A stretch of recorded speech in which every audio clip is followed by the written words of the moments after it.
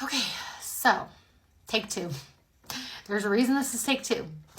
I want to share my story tonight. I've been processing it, and I think that it can help someone. So that's the purpose with me sharing my story tonight. Tonight I want to talk about my cult that I was in, Sam Houston State Chi Alpha, and I want to talk about Daniel Savala. We'll start with Daniel. I met him when I went to Sam Houston State from 2004 to 2008. I've been in his house. I was told about him. I never felt comfortable with him. I am a sexual assault survivor, and I knew something was wrong with him. And today I know it's because he hurt hundreds of boys and men through the lens of Chi Alpha. He was given and Chi Alpha, by the way, it's not a fraternity. It is a Christian group through the Assemblies of God, and it stands for Christ Ambassadors. But Assemblies of God is a church. But he was given leeway. And this is even after he was charged in a few states, and people were told about it, and they ignored it, and they continued to let him preach and to have access to students. So when the news came out that he was arrested, I was shocked in the way that, I know firsthand knowledge about him, but I was relieved in the way that justice is being served. That doesn't mean that people are healing. They may still be struggling with this, and that grieves my spirit. But yeah, he was affiliated with some of my pastors that I went to school with at Sam Houston when I was in Chi Alpha, and it's crazy. It touches home, and I've been really feeling heavy this week from it. But the good news is I have a counselor. I'm in recovery. I have 11 years sober, and so I know what to do, and I'm not going to drink over it. So I have a Jesus, and it's a totally different Jesus than when I came in to Sam Houston for.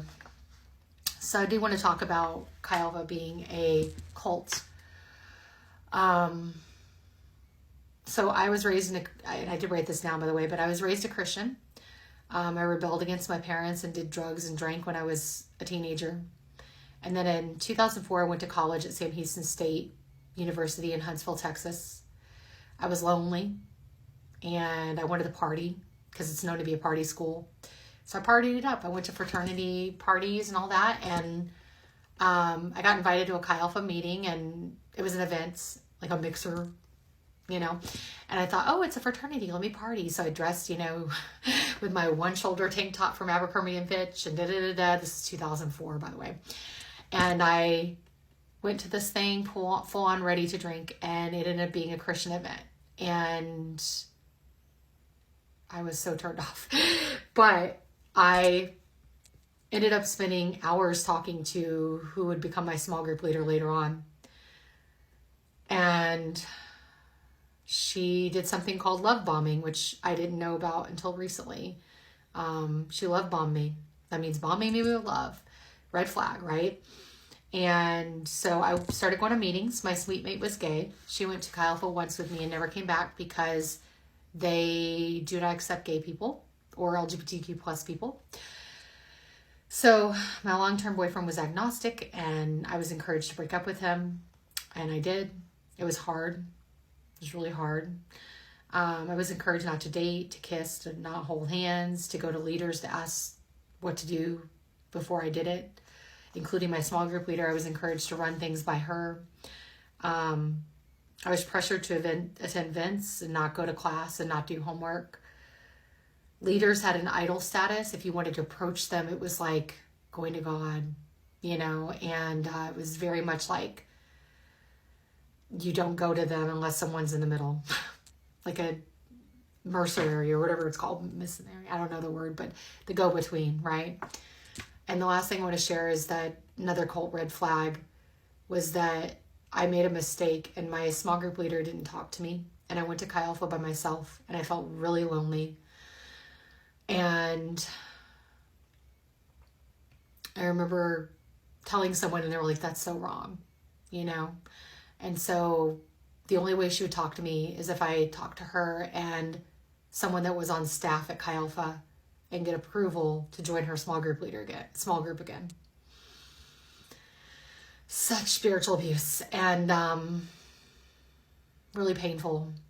I was a small group leader for about 2 or 3 years out of the 4 that I was at Sam Houston, and I pressured people.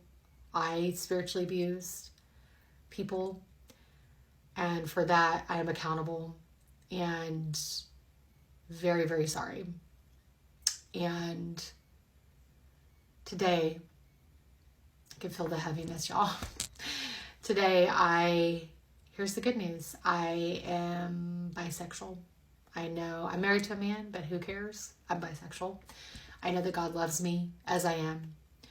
I know that I don't have to change my sexuality for him to love me and accept me. I am fully involved in an LGBTQ plus church. My pastor is a lesbian. Awesome. It's great. Real. I am coming out of, I'm starting to investigate this week heavily, actually, this week, especially, all this stuff, and I'm coming out of it. And I've been coming out of the cult-like status of Christianity for about 3 years, or 4, since I came out. And when Daniel was arrested recently is when all my feelings about Chi Alpha surfaced again, and I realized it was a cult. As I did my research, I was like, wow, cult. It ticks all the boxes. So if you're thinking about joining this group, please don't. I mean, I'm not your God, talk to your higher power, whatever. But I just want to give this as a warning sign, that it's dangerous, at least at my Sam Houston State University Chi Alpha. I mean, I've heard some good stories. There are some good Chi Alphas, but as a whole, any religion, in my opinion, that turns down people for who they are or pressures people to do something or tells people how to live their lives without asking them to consult their higher power first is a cult. And I've seen that across multiple Chi Alphas, not just mine at Sam Houston State.